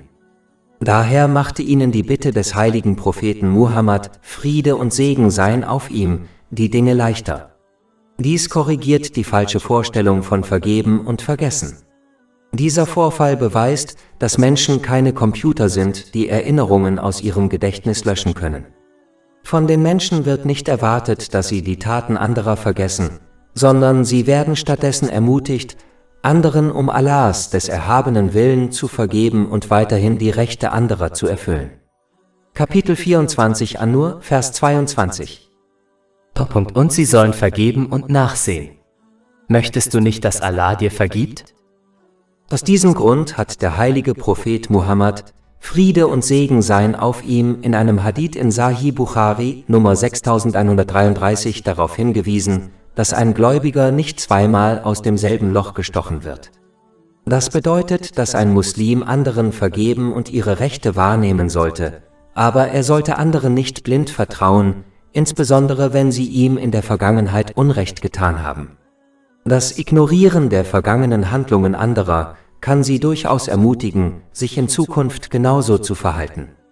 Daher müssen Muslime aus diesem Vorfall lernen, anderen zu vergeben und danach zu streben, ihre Rechte wahrzunehmen, aber es wird nicht von ihnen erwartet, die Handlungen anderer zu vergessen oder ihnen blind zu vertrauen. Geselligkeit 102. Mir ist ein Gedanke gekommen, den ich gerne mit Ihnen teilen möchte. Vor dem Islam galten die Frauen als etwas, das von anderen geerbt wurde. Der Islam hat diese ungerechte Praxis abgeschafft und ihnen Rechte gegeben, die jeder anderen Gesellschaft übertrafen. Generell war es vor dem Islam im Zeitalter der Unwissenheit üblich, Frauen mit Haushaltsgegenständen gleichzusetzen. Sie wurden wie Vieh gekauft und verkauft. Eine Frau hatte keine Rechte in Bezug auf die Ehe. Sie hatte keinen Anspruch auf einen Anteil am Erbe ihrer Verwandten, sondern wurde wie andere Haushaltsgegenstände als Teil des Erbes behandelt. Sie wurde als etwas angesehen, das Männern gehörte, während sie nichts besitzen durfte. Und sie konnte nur nach den Wünschen eines Mannes ausgeben. Der Mann hingegen konnte jeden Reichtum, der ihr zustehen sollte, wie etwa Lohn, nach seinen Wünschen ausgeben. Sie hatte nicht einmal das Recht, diese Methode in Frage zu stellen. Einige Gruppen in Europa betrachteten Frauen sogar als keine Menschen und setzten sie mit Tieren gleich. Frauen hatten in der Religion keinen Platz. Sie galten als unwürdig für die Anbetung. Einige erklärten sogar, Frauen hätten keine Seele. Es galt als völlig normal, dass ein Vater sein Neugeborenes oder seine kleine Tochter tötete, da sie als Schande für die Familie angesehen wurden. Einige glaubten sogar, dass derjenige, der eine Frau tötete, nicht strafrechtlich verfolgt würde. Manche Bräuche führten sogar dazu, dass die Frau eines verstorbenen Mannes getötet wurde, da sie nicht für fähig genug erachtet wurde, ohne ihn zu leben. Manche erklärten sogar, dass der Zweck der Frau nur darin bestehe, dem Mann zu dienen. Doch Allah, der Erhabene, lehrte den Menschen durch den heiligen Propheten Muhammad, Friede und Segen seien auf ihm, alle Menschen zu respektieren, machte Gerechtigkeit und Gleichheit zum Gesetz und machte die Männer dafür verantwortlich, die Rechte der Frauen parallel zu ihren eigenen Rechten ihnen gegenüber zu erfüllen. Frauen wurden frei und unabhängig gemacht. Sie wurden Eigentümerin ihres eigenen Lebens und Eigentums, genau wie Männer. Kein Mann kann eine Frau zwingen, jemanden zu heiraten. Wenn sie ohne ihre Zustimmung dazu gezwungen wird, ist es ihre Entscheidung, die Ehe fortzusetzen oder sie zu annullieren. Kein Mann hat das Recht, ohne ihre Zustimmung und Genehmigung etwas von dem auszugeben, was ihr gehört. Nach dem Tod ihres Mannes oder nach einer Scheidung wird sie unabhängig und kann von niemandem zu irgendetwas gezwungen werden. Sie erhält wie die Männer einen Anteil am Erbe, gemäß den ihr von Allah, dem Erhabenen, übertragenen Pflichten.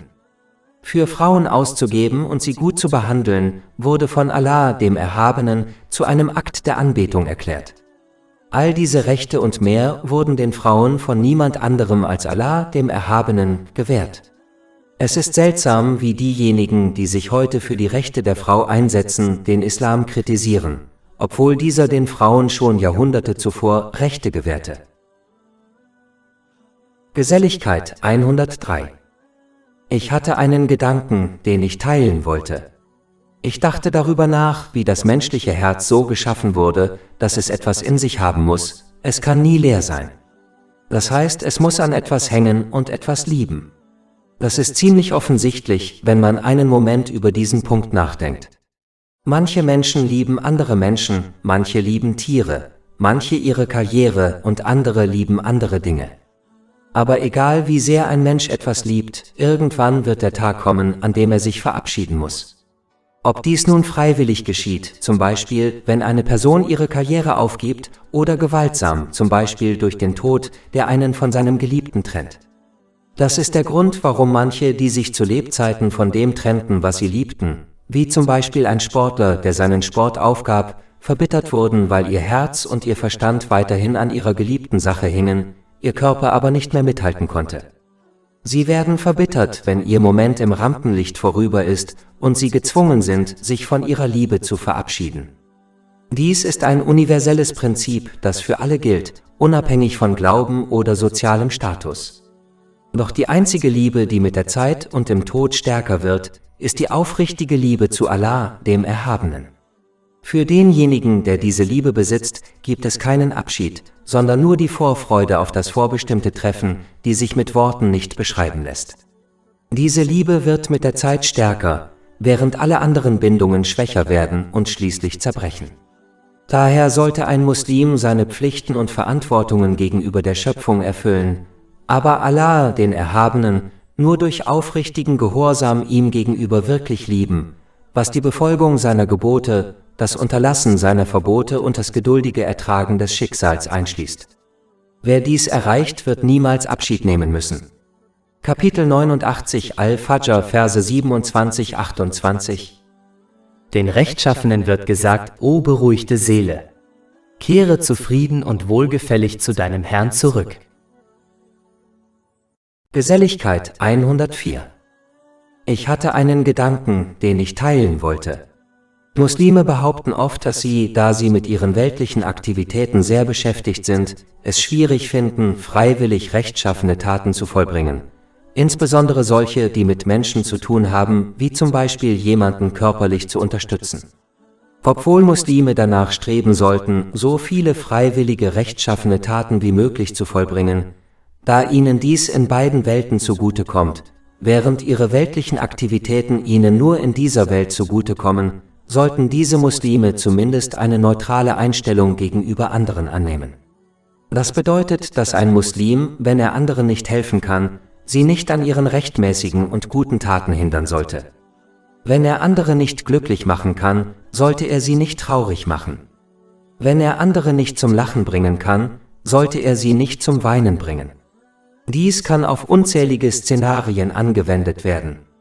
Das ist wichtig zu verstehen, da viele Muslime anderen Gutes tun, zum Beispiel ihnen emotionalen Beistand leisten, aber gleichzeitig ihre guten Taten zunichte machen, indem sie sich negativ gegenüber Menschen verhalten.